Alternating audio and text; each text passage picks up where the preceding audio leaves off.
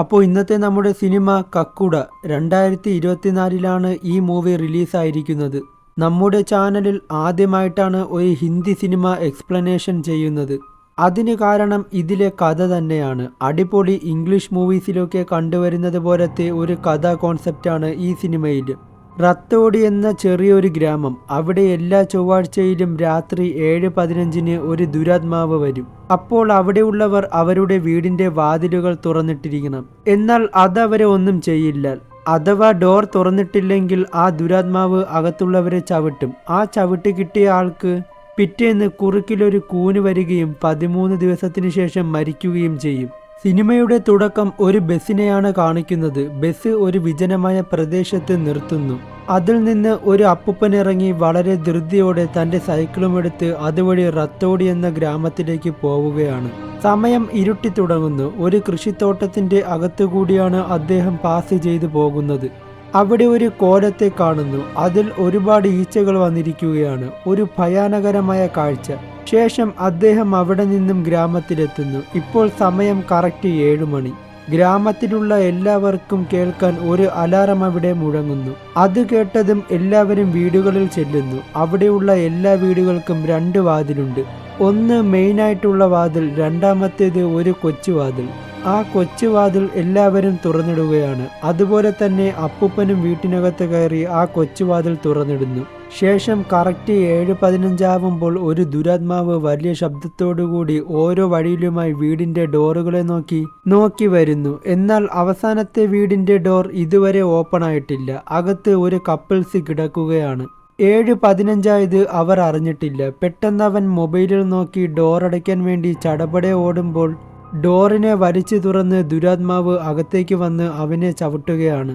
അങ്ങനെ പിറ്റേന്ന് രാവിലെയാവുമ്പോൾ ചവിട്ടുകൊണ്ട ആൾക്ക് കൂന് വന്നിരിക്കുന്നു. അയാൾ വൈറ്റ് മുണ്ടും ഷർട്ടും ഇട്ടിരിക്കുകയാണ്. തൊട്ടടുത്തായിട്ട് ഒരുപാട് പൂജകൾ നടക്കുന്നു. ഇനി 13 ദിവസത്തിന് ശേഷം ഇവൻ മരിക്കും. ഈ മരണം ഒരു ആഘോഷം പോലെയാണ് മരിക്കുന്ന ആൾക്ക് ഇവിടെയുള്ളവർ കൊടുത്തിരുന്നത്. കാരണം ഇത് വർഷങ്ങളായിട്ട് ഇവിടെ സംഭവിക്കുന്നു. ഇതിന് പിന്നിൽ ആരാണ്, എന്തുകൊണ്ടാണ് ഇങ്ങനെ സംഭവിക്കുന്നത്, അതൊന്നും ഇവിടെയുള്ള ആർക്കും അറിയില്ല. അടുത്ത സീനിൽ കാണിക്കുന്നത് നമ്മുടെ നായികയെയാണ്. ഇവളുടെ പേരാണ് ഇന്ദിര. ഇവളുടെ വീട് ദൂരെയുള്ള മറ്റൊരു ഗ്രാമത്തിലാണ്. ഇവിടെ അങ്ങനെ യാതൊരു പ്രശ്നവുമില്ല. ഇവൾക്കൊരു കാമുകനുണ്ട്. അവന്റെ പേരാണ് സണ്ണി. സണ്ണി താമസിക്കുന്നത് റത്തോടി ഗ്രാമത്തിലാണ്. ഇവളുടെ അച്ഛൻ ഇവളെ ഇംഗ്ലീഷ് നല്ല ഫ്ലുവൻ്റ് ആയിട്ട് പറയുന്ന ഒരാൾക്ക് മാത്രമേ കെട്ടിച്ചു കൊടുക്കുള്ളൂ. അതിനാൽ സംബന്ധക്കാരോട് ചെറുക്കനെ ഇംഗ്ലീഷ് വായിച്ചു കാണിക്കാൻ ടെസ്റ്റ് ചെയ്യിപ്പിക്കും. ഇന്ദിരയുടെ അമ്മയ്ക്ക് മകൾ മറ്റൊരാളുമായി പ്രണയത്തിലാണെന്ന കാര്യം അറിയാം. അത് അവസാനം അച്ഛൻ അറിയുകയും അവൻ ഇംഗ്ലീഷ് നല്ലതുപോലെ പറയുകയാണെങ്കിൽ കല്യാണം ഞാൻ നടത്തിത്തരാമെന്ന് പറഞ്ഞ് അവന് ഇവിടെ വരാൻ അദ്ദേഹം അവളോട് പറയുന്നു. ഈ കാര്യം സന്തോഷത്തോടെ പിറ്റേന്ന് തന്നെ ഇന്ദിര സണ്ണിയോട് പറയുന്നു. സണ്ണിക്ക് ഇംഗ്ലീഷ് ഒട്ടും അറിയില്ലായിരുന്നു. അതുകൊണ്ട് ഇന്ദിരയുടെ നിർബന്ധത്തിന് പ്രകാരം 2-3 ദിവസത്തെ ഇംഗ്ലീഷ് ക്ലാസ്സിന് അവൻ പോകാൻ തീരുമാനിക്കുകയാണ്. തൻ്റെ ഗ്രാമത്തിലുള്ള ദുരാത്മാവിനെ കുറിച്ച് സണ്ണി ഇന്ദിരയോട് ഇടയ്ക്കിടെ പറയുമായിരുന്നു. എന്നാൽ അതൊന്നും അവൾ വിശ്വസിച്ചിരുന്നില്ല. നിനക്കും നിന്റെ ഗ്രാമത്തിലുള്ളവർക്കും മുഴുവട്ടാണ് എന്നൊക്കെ പറഞ്ഞ് അതിനെ തള്ളിക്കളയുമായിരുന്നു. അങ്ങനെ ഒരു ദിവസം രാത്രി സണ്ണി അവളുടെ വീട്ടിൽ പോയി അവളുടെ അച്ഛനോട് താൻ പഠിച്ചു വെച്ച കാണാപ്പാഠം ഇംഗ്ലീഷ് പറഞ്ഞ് തള്ളി മറിക്കുകയാണ്. എന്നാൽ ഇത് അദ്ദേഹത്തിന് മനസ്സിലാവുന്നു. ഇവൻ ഇംഗ്ലീഷിൽ ഫ്ലുവൻ്റ് അല്ല. അതുപരമായ കാര്യങ്ങൾ പറഞ്ഞ് കല്യാണ സമ്മതം മുടങ്ങുകയും മറ്റൊരു വരനെ അന്വേഷിക്കാൻ അദ്ദേഹം തീരുമാനിക്കുകയും ചെയ്യുന്നു. വളരെയേറെ വിഷമത്തോടെ സണ്ണി തൻ്റെ കൂട്ടുകാരൻ കിൽവിഷിന്റെ അടുക്കൽ പോയിരിക്കുമ്പോൾ ഇന്ദിര അവിടേക്ക് വന്ന് നമുക്ക് ഉടൻ കല്യാണം കഴിക്കാം, വീട്ടുകാരുടെ കാര്യം നോക്കണ്ട, അച്ഛൻ എനിക്ക് വേറെ സംബന്ധം നോക്കുന്നു എന്ന് പറയുന്നു. അങ്ങനെ അത് നടപ്പിലാക്കാൻ അവർ തീരുമാനമെടുക്കുന്നു. ഒപ്പം സാക്ഷിയായി അവൻ്റെ കൂട്ടുകാരൻ കിൽവിഷും കൂടെയുണ്ട്. അവർ ഒരു പൂജാരിയെ പോയി കാണുന്നു. 2 പേരുടെയും ജാതകം നോക്കിയിട്ട് നാളെ നല്ല സമയമാണ്, നാളെ തന്നെ കല്യാണം നടത്താമെന്ന് പറയുമ്പോഴാണ് നാളെ ചൊവ്വാഴ്ചയാണെന്ന കാര്യം സണ്ണി ഓർക്കുന്നത്. ദുരാത്മാവ് വരുന്ന ദിവസം. എന്നാൽ തൻ്റെ വീട്ടിൽ അച്ഛനുള്ളത് കൊണ്ട് നാളത്തേക്ക് അച്ഛൻ ഡോർ തുറന്നിടും, വേറെ പ്രശ്നമില്ല എന്ന് കരുതി നാളെ തന്നെ താലി കെട്ടാൻ അവൻ സമ്മതം കൊടുക്കുന്നു. അങ്ങനെ പിറ്റേന്നാവുന്നു. ഇന്നാണ് കല്യാണ ദിവസം. അച്ഛനോട് തൻ്റെ ഫ്രണ്ടിൻ്റെ ചേച്ചിക്ക് കല്യാണമുണ്ടെന്ന് കള്ളം പറഞ്ഞ് പോവാനിറങ്ങുമ്പോഴാണ് എനിക്ക് ഇന്ന് ദൂരെ ഒരു അമ്പലത്തിൽ പോകണമെന്ന കാര്യം അദ്ദേഹം സണ്ണിയോട് പറയുന്നത്. തുടർന്ന് അദ്ദേഹം വണ്ടിയിൽ കയറി പോകുന്നു. പെട്ടെന്ന് അമ്പലത്തിൽ പോയി താലി കെട്ടിയിട്ട് 7:15 മുന്നേ വന്ന് ഡോർ തുറക്കാമെന്ന പ്ലാനിൽ രണ്ടും കൽപ്പിച്ച് സണ്ണി അമ്പലത്തിൽ പോവുകയാണ്. അങ്ങനെ കെട്ട് നടക്കുന്നു. ആ ഒരു സന്തോഷ സമയം അവർ തമ്മിൽ പങ്കിടുകയാണ്. സമയം ഏറെയായി തുടങ്ങി. വീട്ടിൽ നടന്ന കാര്യം സണ്ണി ഇന്ദിരയോട് പറഞ്ഞിട്ട് ഞാൻ പെട്ടെന്ന് വരാമെന്ന് പറഞ്ഞു പോകുമ്പോൾ വണ്ടി എൻജിൻ സ്റ്റാർട്ടാവാതെ വരുന്നു. തുടർന്ന് തൊട്ടടുത്ത സൈക്കിളും എടുത്ത് പറന്നു പോവുകയാണ്. സമയം ഇപ്പോൾ 7 മണിയാവുന്നു. ഇടയ്ക്ക് വെച്ച് സൈക്കിളിൽ നിന്ന് വീഴുകയും ഓടി ഓടി വീടിനരികെ എത്തുമ്പോൾ സമയം 7:15 കഴിയുന്നു. അകത്ത് കയറിയെങ്കിലും വാതിൽ തുറന്നിടുന്നതിന് മുന്നേ ദുരാത്മാവ് പുറത്തേക്ക് എത്തിക്കഴിയുന്നു.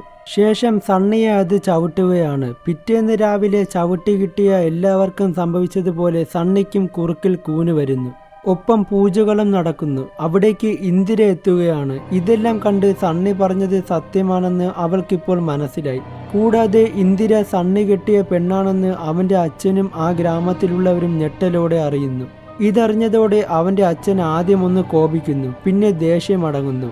ഇന്ദിര അവിടെയുള്ളവരോട് നിങ്ങൾ ആരെയാണ് ഭയക്കുന്നത്, ഇത് ഓപ്പറേഷൻ ചെയ്താൽ ശരിയാവുമെന്ന് പറയുമ്പോൾ അവൻ്റെ അച്ഛൻ ഇതിവിടെ 56 വർഷങ്ങൾ കൊണ്ട് നടന്നു പോവുകയാണ്, ഇതിനൊരു പ്രതിവിധിയുമില്ല, എന്തായാലും 13 ദിവസത്തിനു ശേഷം ഇവൻ മരണപ്പെടുമെന്ന് പറയുകയാണ്. തുടർന്ന് ഇന്ദിരയുടെ വാശിപ്രകാരം സണ്ണിയെ കൂട്ടുകാരനുമൊത്ത് ഡൽഹിയിൽ കൊണ്ടുപോയി കൂന് ഓപ്പറേഷൻ ചെയ്ത് മാറ്റുകയാണ്. അവിടെ വെച്ച് ഒരു സെക്യൂരിറ്റി ഇന്ദിരയെ കാണാനിടയാവുകയും അവളോട് എത്ര ഓപ്പറേഷൻ ചെയ്താലും അവനെ രക്ഷപ്പെടുത്താൻ നിനക്ക് സാധിക്കില്ല എന്ന് ഭീകര സൗണ്ടോടെ പറയുന്നു. അങ്ങനെ പിറ്റേന്ന് രാവിലെയാവുമ്പോൾ ഇന്ദിരയ്ക്ക് അവളുടെ കണ്ണുകളെ വിശ്വസിക്കാനായില്ല. കാരണം ആ കൂന് വീണ്ടും അതുപോലെ അവിടെ വന്നിരിക്കുന്നു. അങ്ങനെ നിരാശയായി അവർ തിരിച്ചു പോകുന്നതിന് മുമ്പ് ലിഫ്റ്റിൽ വെച്ച് ഇന്ദിരയോട് സംസാരിച്ച ആ സെക്യൂരിറ്റി വീണ്ടും അവിടെ വന്ന് അവൾക്കൊരു വിസിറ്റിംഗ് കാർഡ് കൊടുത്ത് നിന്റെ സയൻസിന് എല്ലാ ഉത്തരവും നൽകാൻ കഴിയില്ലെന്ന് പറയുന്നു. കൂന് മാറി തിരിച്ചു വരുന്ന തൻ്റെ മകനെ കാത്ത് അവൻ്റെ അച്ഛനും ഗ്രാമത്തിലുള്ളവരും പുറത്തു നിൽക്കുമ്പോൾ അതേ കൂനുമായി അവൻ തിരികെ വന്നത് കണ്ട് അദ്ദേഹം ആകെ നിരാശയായി അകത്തേക്ക് പോകുന്നു. ശേഷം ഇന്ദിര വീട്ടിൽ പോയി തനിക്ക് കിട്ടിയ വിസിറ്റിംഗ് കാർഡ് നോക്കുമ്പോൾ അതിൽ വിക്ടർ ജേക്കബ് എന്ന പേര് എഴുതിയിരിക്കുന്നു. ശേഷം അടുത്ത സീനിൽ വിക്ടറിനെ കാണിക്കുകയാണ്. ആളൊരു മെന്റലിസ്റ്റാണ്. പ്രേതങ്ങളോട് സംസാരിക്കുന്നതും പ്രേതശല്യങ്ങൾ ഒഴിപ്പിക്കുന്നതുമാണ് ഇയാളുടെ മെയിൻ. ഇപ്പോൾ വിക്ടർ ഒരു ഫീമെയിൽ ഗോസ്റ്റിനോട് സംസാരിക്കുന്നു. ആളൊരു കോമഡി ക്യാരക്ടറും കൂടിയാണ്.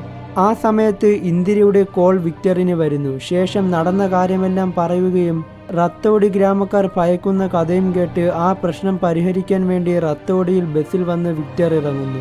അങ്ങനെ ഇന്ദിരയെ വന്ന് കാണുകയും അവൾ തൻ്റെ ഭർത്താവിന് നടന്ന കാര്യമെല്ലാം കൂടുതൽ വിക്ടറിനോട് വിശദീകരിച്ചു കൊടുക്കുന്നു. ഇതൊക്കെ കേട്ട് ആദ്യം അയാൾ ചിരിക്കുന്നു. ശേഷം ഞാൻ 127 വിച്ചുകളെ പിടിച്ചു, 72 വാമ്പയർ, 37 ഗോസ്റ്റ്, 3 ആത്മാക്കൾ എന്നിവ പറഞ്ഞിട്ട് പിന്നെയല്ലേ ഇത്, ഈ കാര്യം ഞാൻ നോക്കിക്കൊള്ളാമെന്ന് പറയുന്നു. തുടർന്ന് എന്നെ മെന്റലിസ്റ്റ് എന്ന് വിളിക്കരുത്, ഞാൻ ഗോസ്റ്റ് ഹണ്ടറാണ്, എന്നെ അങ്ങനെ വിളിച്ചാൽ മതിയെന്ന് വിക്ടർ അവരോട് പറയുകയാണ്. എന്നിട്ട് അവൻ പ്രേതങ്ങളോട് സംസാരിച്ചതും പ്രേതങ്ങൾ അവനോട് സംസാരിച്ച കാര്യങ്ങളും തെളിവ് സഹിതം കാണിച്ചു കൊടുക്കുന്നു. ഒപ്പം തൻ്റെ കയ്യിലുള്ള പ്രേതമാണോ മനുഷ്യനാണോ അതെന്ന് കണ്ടുപിടിക്കാനുള്ള ഒരു തരം മെഷീനും. അടുത്ത സീനിൽ സണ്ണിയെയും വിളിച്ച് അവർ 4 പേരുമായി ആ തോട്ടത്തിലേക്ക് പോവുകയാണ്. ഏവരെയും പേടിപ്പിക്കുന്ന ഭയാനകരമായ കോലത്തിന്റെ മുന്നിൽ അവർ വന്നിട്ട് വിക്ടർ തീ കത്തിച്ച് തൻ്റെ പരിപാടി തുടങ്ങുന്നു. അവസാനം വിക്ടർ ആ ദുരാത്മാവിനോട് സംസാരിക്കുകയാണ്. ഒപ്പം ദുരാത്മാവ് പറയുന്നത് വിക്ടറിന്റെ കൺട്രോളിൽ മുമ്പിലത്തെ ചാർട്ടിൽ സ്കെച്ച് കൊണ്ട് വരയ്ക്കുന്നു. പെട്ടെന്ന് കോലം തലപൊക്കി അവരെ നോക്കുന്നു. കണ്ടപാടെ ബാക്കി 3 പേരും പേടിച്ച് തിരിഞ്ഞോടുകയാണ്. മൂവരും 3 വഴിക്കായി ഓടുന്നു. തോട്ടത്തിനകത്തു നിന്നും ഭീകരമായ ശബ്ദങ്ങൾ ഉയരുന്നു. അവസാനം മൂവരും പരസ്പരം കണ്ടുമുട്ടുമ്പോൾ പിന്നിൽ ആ കോലം അവരെ ബലിയാടാൻ വേണ്ടി നിൽക്കുന്നു. തുടർന്ന് വീണ്ടും നിലവിളിച്ചുകൊണ്ട് വിക്ടറിനെയും വിളിച്ച് ആ ചാർട്ടുമെടുത്ത് ഒരു വിധത്തിൽ അവിടെ നിന്നും ഓടി അവർ രക്ഷപ്പെടുന്നു. അങ്ങനെ പിറ്റേന്ന് രാവിലെ ദുരാത്മാവ് പറഞ്ഞതനുസരിച്ച് വിക്ടർ വരച്ച ചിത്രം അവർ നോക്കുമ്പോൾ അതൊരു കിണറായിരുന്നു. ശേഷം രാത്രി ഗ്രാമത്തിലുള്ള ഉപയോഗമില്ലാത്ത കിണർ അവർ കണ്ടുപിടിക്കുകയും അവിടെ കുടിച്ചു നോക്കുമ്പോൾ 2 അസ്ഥികൂടങ്ങൾ അവർ കാണുന്നു. അതിൽ സർക്കസ് കൂടാരത്തിൽ കണ്ടുവരുന്ന ഒരു തൊപ്പിയും കൂടെ ഉണ്ടായിരുന്നു. അപ്പോഴേക്കും അവിടെ ആ ദുരാത്മാവ് വരുന്നു. എന്നിട്ട് ദേഷ്യത്തോടെ അവർ കുടിച്ച കിണറിനെ നോക്കി അലറി വിളിക്കുന്നു. തടയാൻ ശ്രമിച്ച വിക്ടറിനെ അത് ആക്രമിക്കുകയാണ്. എന്നാൽ ഇന്ദിര തീപ്പന്തം കാണിച്ച് തൽക്കാലം ദുരാത്മാവിനെ വിരട്ടി ഓട്ടിക്കുന്നു. അങ്ങനെ രാവിലെ അവർക്ക് കിട്ടിയ തൊപ്പിയിൽ നോക്കുമ്പോൾ അതിൽ ഗോയൽ സർക്കസ് എന്ന് എഴുതിയിരിക്കുന്നത് വിക്ടർ കാണുന്നു. തുടർന്ന് ഗോയൽ സർക്കസ് കൂടാരത്തിൽ തപ്പി ഇന്ദിരയും വിക്ടറും ബൈക്കിൽ ഒരു യാത്ര പോവുകയാണ്. ഇന്ദിര വിക്ടറിന്റെ കൂടെ ബൈക്കിൽ പോയത് സണ്ണിക്ക് ഇഷ്ടമായില്ല. ഒപ്പം മനസ്സ് മടിച്ച് ഇന്ദിരയെ തനിക്ക് നഷ്ടപ്പെടുമെന്ന തോന്നലിൽ അവൻ ഫാനിൽ കയറ് കെട്ടി ആത്മഹത്യയ്ക്ക് ഒരുങ്ങുകയാണ്. അവസാനം അവർ ഗോയൽ സർക്കസിലെത്തുന്നു. ശേഷം അവിടെയുള്ള ഓണറിന് മദ്യം കൊടുത്തിട്ട് അതിൻ്റെ ലഹരിയിൽ റത്തോടി ഗ്രാമത്തിലെ 65 വർഷം മുമ്പുള്ള കഥ അവർ അദ്ദേഹത്തിൽ നിന്നും കേൾക്കുന്നു. 65 വർഷം മുമ്പ് ഈ ഗോയൽ സർക്കസ് റത്തോടി ഗ്രാമത്തിലുണ്ടായിരുന്നപ്പോൾ നമുക്ക് ഗുല്ലക്ക് എന്ന് പറയുന്ന ഒരു സർക്കസുകാരനുണ്ട്. അവന് പൊക്കം കുറവായിരുന്നു. കൂടാതെ അവന് അത്ഭുതകരമായ ഒരു ശക്തിയുണ്ട്. നടു തളർന്നു കിടക്കുന്നവരുടെ ദേഹത്ത് അവൻ്റെ വരത്തേക്കാൾ ചവിട്ടിയാൽ അവരുടെ തളർന്നു കിടക്കുന്ന നടു ശരിയാവുമെന്നും അവർക്ക് പഴയതുപോലെ എണീച്ച് നടക്കാൻ പറ്റുമെന്നും പറയുന്നു. അങ്ങനെ ഗ്രാമത്തിലുള്ളവർക്ക് അവൻ പ്രിയപ്പെട്ടവനായി മാറി. അവധി ദിവസങ്ങളിൽ 7:15 അവൻ ഗ്രാമത്തിൽ നടക്കാനിറങ്ങും. അങ്ങനെ പറഞ്ഞു വരുമ്പോൾ മദ്യം തീരുകയും ഇത്ര കഥ കേട്ടാൽ മതി, ഇനി നിങ്ങൾക്ക് പോകാമെന്ന് അദ്ദേഹം അവരോട് പറയുകയും ചെയ്യുന്നു. ശേഷം മുഴുവൻ കഥ കേൾക്കാൻ പറ്റാതെ തിരിച്ചവർ ഗ്രാമത്തിലേക്ക് വരുമ്പോൾ സണ്ണിയുടെ വീട്ടിൽ ആളുകൾ കൂടി നിൽക്കുന്നു. ആത്മഹത്യ ചെയ്യാൻ ശ്രമിക്കുന്നതിനിടയ്ക്ക് ഫാൻ പൊട്ടി താഴെ വീഴുകയും അതുമായി പുറത്തേക്ക് സണ്ണി വരികയും ചെയ്യുന്നു. നീ കാരണമാണ് ഇങ്ങനെ എൻ്റെ മകന് ചെയ്യാൻ തോന്നിയത്. നിനക്ക് പോകാം, ഇനി ഇവിടെ നീ വരേണ്ട ആവശ്യമില്ല എന്ന് അച്ഛൻ അവളോട് ദേഷ്യത്തിൽ പറയുന്നു. ഒപ്പം സണ്ണിയും അവളെ ദേഷ്യത്തിൽ വീട്ടിൽ പോവാൻ പറയുന്നു. ഇന്ദിരയ്ക്ക് ഗോമതി എന്ന് പറയുന്ന സഹോദരിയുണ്ട്. ഇവർ രണ്ടുപേരും ഇരട്ടകളാണ്. ഗോമതി അങ്ങനെ പുറത്തൊന്നും ഇറങ്ങില്ല. അവൾക്ക് ആളുകളോടൊപ്പം ഇരിക്കുന്നത് ഇഷ്ടമല്ല. അതുമല്ലാതെ ഉറക്കത്തിൽ എഴുന്നേറ്റ് നടക്കുന്ന ശീലവുമുണ്ട്. അതിനാൽ രാത്രി എപ്പോഴും അവളുടെ റൂം പുറത്തുനിന്നും ലോക്ക് ചെയ്യുമായിരുന്നു. സർക്കസുകാരൻ പറഞ്ഞ ഗുല്ലക്ക് എന്ന ആളായിരിക്കും ഈ ദുരാത്മാവ്. ഇയാൾ എന്തിനാണ് ഈ ഗ്രാമത്തിലുള്ളവരെ ഇങ്ങനെ ഉപദ്രവിക്കുന്നതെന്ന് പറയുമ്പോൾ ഗോമതി ദേഷ്യത്തിൽ അതിന് ആ ഗ്രാമത്തിലുള്ളവർ ഗുല്ലക്കിനെയും ഉപദ്രവിച്ചല്ലോ എന്ന് ഭയാനകരമായ സൗണ്ടിൽ പറയുകയാണ്. ഗോമതിക്ക് ഗുല്ലക്കിൻ്റെ ചില കഥകൾ അറിയാം. പക്ഷേ എത്ര ചോദിച്ചിട്ടും ഗോമതി ഇന്ദിരയോട് അത് പറഞ്ഞില്ല. ഗോമതിയുടെ കാര്യങ്ങളെല്ലാം ഇന്ദിര വിക്ടറിനോട് ചെന്ന് പറയുന്നു. അങ്ങനെ ഒരു ഡിവൈസ് എടുത്ത് ഇന്ദിരയ്ക്ക് കൊടുത്തിട്ട് ഇത് ഗോമതിയുടെ ഡ്രസ്സിൽ വെക്കണം, എന്നിട്ട് നീ ഡോറ് തുറന്നിട്. അവൾക്ക് എന്തെങ്കിലും അറിയാമെങ്കിൽ അവൾ ഉറപ്പായും എവിടെയാണ് പോകുന്നതെന്ന് നമുക്ക് നോക്കാമെന്ന് പറയുന്നു. അങ്ങനെ അന്ന് രാത്രി ഗോമതിയുടെ റൂം പുറത്തു നിന്നും പൂട്ടാത്തതിനാൽ ഗോമതി ഉറക്കത്തിൽ നിന്നും എണീറ്റ് പുറത്തേക്ക് പോവുകയാണ്. അവളെ പിന്തുടർന്ന് ഇന്ദിരയും വിക്ടറും. അവൾ നേരെ പോയത് ആ തോട്ടത്തിലേക്കായിരുന്നു. ഈ സമയം സണ്ണി തൻ്റെ കൂട്ടുകാരനോട് വന്നിട്ട് എനിക്ക് ഇന്ദിരയെ കാണണം, നാളെയാണ് 14ാമത്തെ ദിവസം, നാളെ ഞാൻ മരിക്കും, അതിനു മുന്നേ അവളോട് കുറച്ച് കാര്യങ്ങൾ പറയണം എന്ന് പറഞ്ഞ് അവളെ കാണാൻ അവർ രണ്ടുപേരും കൂടി പോകുന്നു. പോകുന്ന വഴിക്ക് തോട്ടത്തിൽ വെച്ച് സണ്ണി ഇന്ദിരയെ കാണുന്നു. അങ്ങനെ അവർ 4 പേരും ചേർന്ന് ഗോമതിയെ പിന്തുടർന്ന് പോവുകയാണ്. അവൾ ചെന്ന് നിന്നത് ആ കോലത്തിൻ്റെ അടുക്കലായിരുന്നു.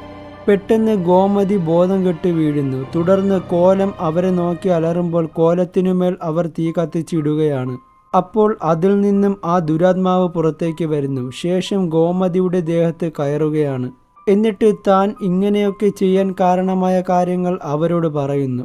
ഒരു ദിവസം ഒരു കുട്ടിയുടെ നിർബന്ധപ്രകാരം ഈ ഗ്രാമത്തിൽ നടുതളർന്നു കിടക്കുന്ന അവൻ്റെ അമ്മയെ നേരെയാക്കാൻ പോയപ്പോൾ ഗ്രാമത്തിലുള്ളവർ ഇത് കാണുകയും അവർ എന്നെ തെറ്റിദ്ധരിക്കുകയും ഇല്ലാത്ത കഥകൾ ഉണ്ടാക്കി പറയുകയും ശേഷം എന്നെ ഒരുപാട് ഉപദ്രവിക്കുകയും ചെയ്തു എന്ന് പറയുന്നു. തുടർന്ന് ആളുകൾ ആ കുട്ടിയെയും അമ്മയെയും അവിടെ തന്നെ കൊന്നു കുഴിച്ചു മൂടി. ഞാൻ രക്ഷപ്പെടാൻ വേണ്ടി ഈ ഗ്രാമത്തിലുള്ള എല്ലാ വീട്ടിലും ഡോർ തട്ടിയപ്പോൾ ആരും ഡോർ തുറന്നില്ല. അങ്ങനെ ഞാൻ ഈ തോട്ടത്തിൽ വന്ന് കോലത്തിനടുത്തിരുന്ന് 13 മണിക്കൂർ വരെ ജീവന് വേണ്ടി കിടന്നു ഞാൻ മരിച്ചുപോയെന്നും പറയുന്നു. അതിനാലാണ് ഇവിടെ ഉള്ളവരോട് ഞാൻ ഇങ്ങനെ ചെയ്യുന്നത്. അന്ന് ഡോർ തുറക്കാത്തതിനാൽ ഇപ്പോൾ ഇവരെന്നെ പേടിച്ച് കൃത്യം 7:15 ഡോർ തുറന്ന് എന്നെ പേടിച്ചിരിക്കുകയും ഡോർ തുറക്കാത്തവർക്ക് ഞാൻ അനുഭവിച്ച 13 മണിക്കൂറിൽ ഓരോ മണിക്കൂറും ഒരു ദിവസം വെച്ച് 13 ദിവസങ്ങൾ കൊണ്ട് അവരെ ഞാൻ കൊല്ലുമെന്നും പറയുന്നു. ഇത്രയും പറഞ്ഞ് ഗോമതിയുടെ ദേഹത്ത് നിന്നും ഗുല്ലക്ക് ഇറങ്ങിപ്പോകുന്നു. പിറ്റേന്ന് രാവിലെ ഈ ഗുല്ലക്കിനെ കുടുക്കാൻ വിക്ടർ ഒരു വഴി കണ്ടെത്തുന്നു. ഗുല്ലക്കിന് വലത്തെ കാലിനാണ് ശക്തി ഉള്ളത്. ആ കാല് മുറിച്ചു കളഞ്ഞാൽ പിന്നെ ഇവന്റെ പ്രശ്നമുണ്ടാകില്ല എന്ന് വിക്ടർ പറയുന്നു. അതിനായി വിക്ടർ മൂർച്ചയുള്ള ഒരു അരിവാൾ കണ്ടെത്തുന്നു. എന്നിട്ട് ഗോമതിയെ വെച്ച് ഗുല്ലക്കിനെ കുടുക്കാൻ അവർ തീരുമാനിക്കുന്നു. അങ്ങനെ ചൊവ്വാഴ്ച ദിവസം എത്തുന്നു. അവർ ഒരു വീട് കണ്ടെത്തുകയും അതിലെ ഡോർ പൊട്ടിച്ചു കളയുകയും ചെയ്യുന്നു. എന്നിട്ട് അകത്ത് ഗോമതി ഗുല്ലക്കിനെയും കാത്തിരിക്കുകയാണ്. തൊട്ടു സൈഡിലായിട്ട് ബാക്കിയുള്ളവരും ഒളിച്ചിരിക്കുന്നു. അവസാനം അവിടെ ഗുല്ലക്ക് വരികയാണ്. ശേഷം ഗോമതിയെ ആക്രമിക്കാൻ തുടങ്ങുന്നു. പിന്നിൽ നിന്നും വിക്ടർ അതിൻ്റെ കാല് വെട്ടാൻ തുടങ്ങുമ്പോഴേക്കും അവിടെ സണ്ണി ഓടിക്കയറി വരികയാണ്. ആ ഒരു ബഹളത്തിനിടയിൽ വാളുമായി നിൽക്കുന്ന വിക്ടറിനെ ഗുല്ലക്ക് കാണുകയും വിക്ടറിനെ ആക്രമിച്ച് തള്ളിയിടുകയും ചെയ്യുന്നു. തുടർന്ന് ഗോമതിയുടെ ദേഹത്ത് കയറുകയും അവളെ വെച്ച് ബാക്കിയുള്ളവരെയെല്ലാം ഒരുപാട് ഉപദ്രവിക്കുകയും ചെയ്യുന്നു. ശേഷം അവരുടെ ദേഹത്ത് നിന്നും വീണ്ടും ഇറങ്ങിപ്പോവുകയാണ്. തുടർന്ന് ഗുല്ലക്കിനെ എങ്ങനെ കൊണ്ടുവരണമെന്ന് എനിക്കറിയാമെന്ന് പറഞ്ഞ് വിക്ടർ ആ കിണറുള്ള അസ്ഥികൂടങ്ങൾ കിടക്കുന്ന സ്ഥലം കത്തിക്കുകയാണ്. അപ്പോഴേക്കും അവിടെ ഗുല്ലക്ക് വരികയാണ്. അപ്പോൾ വിക്ടർ, ഈ നാട്ടുകാർ നിന്നോട് ചെയ്തത് വളരെ കുറ്റം തന്നെയാണ്. പക്ഷേ ഇപ്പോഴുള്ള ഈ നാട്ടുകാരെ എന്തിനാണ് ഇങ്ങനെ ദ്രോഹിക്കുന്നത്? നമുക്ക് ഒരു പ്രതിവിധി കണ്ടെത്താമെന്ന് പറയുമ്പോൾ അതിനൊന്നും ഗുല്ലക്ക് സമ്മതിച്ചില്ല. അങ്ങനെ ഗുല്ലക്ക് തൻ്റെ ശക്തിയിൽ വിക്ടറിൻ്റെ കഴുത്തിനെ ഞെരിച്ച് കൊല്ലാൻ തുടങ്ങുന്ന സമയത്ത് ഗോമതി അവിടേക്ക് വരികയാണ്. ശേഷം അവളുടെ ദേഹത്ത് വീണ്ടും കയറാൻ തുടങ്ങുന്ന സമയം അവൾ അരിവാൾ വിക്ടറിന് എറിഞ്ഞു കൊടുക്കുന്നു. ഇത് ഗുല്ലക്ക് കാണാനിടയായില്ല. തുടർന്ന് വിക്ടർ ഗുല്ലക്കിൻ്റെ വലത്തേക്കാൾ വെട്ടുകയാണ്. അപ്പോഴേക്കും ഗുല്ലക്കിൻ്റെ ശക്തിയൊക്കെ നഷ്ടപ്പെട്ട് പൊടിയായി പറന്നു പോകുന്നു. എന്നാൽ അവിടേക്ക് വന്നത് ഗോമതി ആയിരുന്നില്ല. ഗോമതിയുടെ വേഷത്തിൽ ഇന്ദിരയായിരുന്നു അവിടെ വന്നത്. ഗോമതി ഇതിനകം തളർന്നു വീണിരിക്കുകയാണ്. ശേഷം പിറ്റേന്ന് രാവിലെയാകുമ്പോൾ സണ്ണയുടെ കുറുക്കിലെ കൂന് മാറിയിരിക്കുന്നു. ഒരു അപകടവും സംഭവിച്ചിട്ടില്ല. ഒപ്പം ഗ്രാമത്തിലുള്ളവരെല്ലാം സന്തോഷത്തോടെ വിക്ടറിനെ അഭിനന്ദിക്കുന്നു. ശേഷം വിക്ടർ അവിടെ നിന്നും ബസ്സിൽ കയറി തിരിച്ച് നാട്ടിലേക്ക് പോകുന്ന വഴിക്ക് ഗുല്ലക്ക് പറഞ്ഞ ചാർട്ടിലെ പടത്തിൽ തെറ്റെന്ന സിമ്പൽ വരച്ചിട്ട് അതിനെ എടുത്ത് പറത്തി കളയുകയാണ്. എന്നാൽ അത് പറന്ന് നേരെ ചെന്ന് വീണത് തോട്ടത്തിലെ കത്തിക്കരിഞ്ഞ കോലത്തിൻ്റെ അടുത്തായിരുന്നു. ശേഷം അടുത്ത സീനിൽ കാണിക്കുന്നത് ആ ഗ്രാമത്തിലെ ഒരു വീടാണ്. ഒരു ചൊവ്വാഴ്ച ദിവസം പഴയതുപോലെ ഗുല്ലക്കിൻ്റെ സൗണ്ട് കേൾക്കുകയും പുറത്തുനിന്നും വലിയ ശബ്ദം കേട്ട് അകത്തുള്ള ആള് ഡോറ് തുറന്നു നോക്കുമ്പോൾ 3 കുട്ടികൾ അയാളെ കളിയാക്കിയതായിരുന്നു. അവരെ ഇദ്ദേഹം ഓടിച്ചു വിടുകയും തുടർന്ന് ഡോറടയ്ക്കുമ്പോൾ വീണ്ടും അതേ ശബ്ദം കേൾക്കുകയാണ്. ദേഷ്യത്തോടെ അദ്ദേഹം വീണ്ടും ഡോർ തുറക്കുമ്പോൾ കണ്ടത് ആ പഴയ ഗുല്ലക്കെന്ന ദുരാത്മാവിനെ തന്നെയാണ്. അതിനർത്ഥം ഈ ദുരാത്മാവ് ഇതുവരെ ഇവിടെ അവസാനിച്ചിട്ടില്ല. ഈ ഗ്രാമത്തിൽ ഇപ്പോഴും കറങ്ങി നടപ്പുണ്ട്. ഇതോടുകൂടി ഈ സിനിമ ഇവിടെ അവസാനിക്കുകയാണ്.